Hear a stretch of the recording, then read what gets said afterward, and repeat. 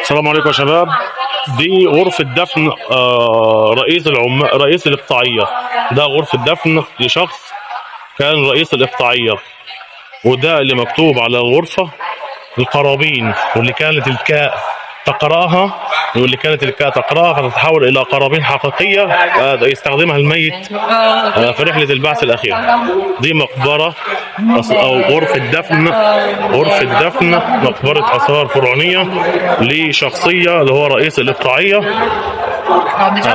دفن دشر. تمام. وده قرابين مكتوبة على الحيطة أو على الجدارية، كانت الكاء تقرأها وتتحول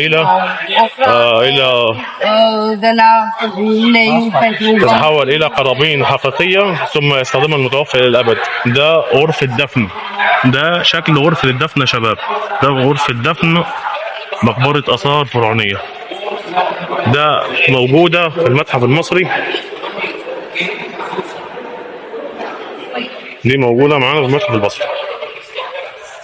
تحياتي لكم جميعا، أنا أحمد سفاري، ودي صفحة زي الإشفاق خبطور.